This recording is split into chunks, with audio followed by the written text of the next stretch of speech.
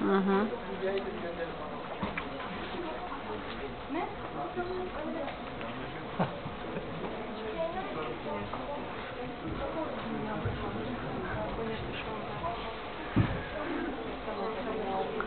Cred că au cărat în cutia aia. Da.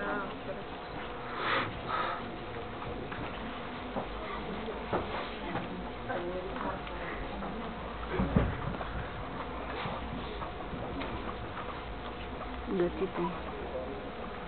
Nihayet ayrılık vakti geldi kızım. Artık ben anan değilim, baban da baban değil. Ama sakın şunu unutma. Artık anan da baban da kaynanan ve kaynatandır. Geceleri kaynananla kayınbabanı yatırmadan yatma.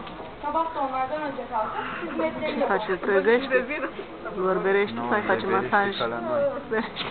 Her şey geri alınabilir kızım. Ama şuradan çıkan şey, o geri alınamaz.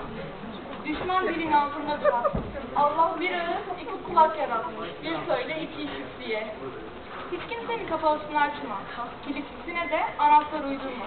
Yuvanı boş yere yıkma, çocuklarını yetim bırakma. Gata, băieți. Her ailenin iyi günü de olur, kötü günü de. Ancak bir Türkmen kızı beyaz gelinlikle girdiği evden ancak beyaz kefenle çıkar.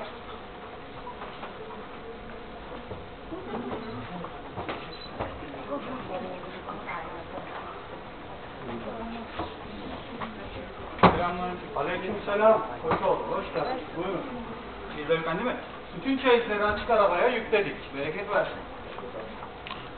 Kadir Efendi, Vedat Efendi. Evet.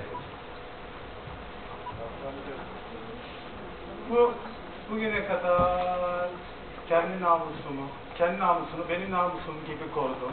Sen de bundan sonra böyle bu şekilde devam ettirdin. Hakkını helal et babacığım. Helal olsun. Hakkını helal et anne. Helal olsun. Akşesim'in halkını, felek aldı aklını. Dostlar çoktan müziktiniz, helal eyleyin aklını.